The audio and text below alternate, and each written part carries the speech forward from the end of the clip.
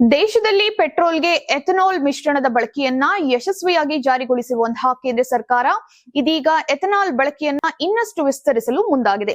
Automobile ಕ್ಷೇತ್ರದ ಬಳಿಕ ಮನೆ ಬಳಕೆ ಹಾಗೂ ವಿಮಾನಯಾನ ಕ್ಷೇತ್ರದಲ್ಲೂ ಎಥನಾಲ್ ಬಳಕೆಗೆ ಸರ್ಕಾರ ಯೋಜನೆಯನ್ನ ರೂಪಿಸ್ತಾ ಇದೆ.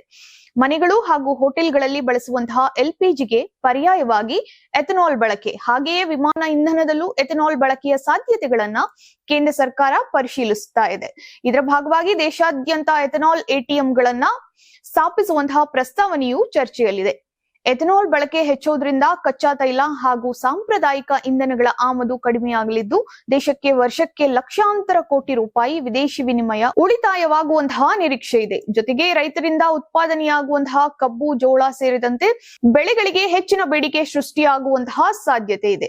ಜಾಗತಿಕ ಮಾರುಕಟ್ಟೆಯಲ್ಲಿ ಎಲ್ಪಿಜಿ ಬೆಲೆ ಏರಿಕೆಯಿಂದ ದೇಶೀಯ ಗ್ರಾಹಕರ ಮೇಲೆ ಬೀಳುವಂತಹ ಹೊರೆ ಕಡಿಮೆ ಮಾಡುವ ಉದ್ದೇಶದಿಂದ ಈ ಪರ್ಯಾಯ ವ್ಯವಸ್ಥೆ ಕುರಿತು ಕೇಂದ್ರ ಸರ್ಕಾರ ಗಂಭೀರವಾಗಿ ಚಿಂತನೆಯನ್ನ ನಡೆಸಿದೆ.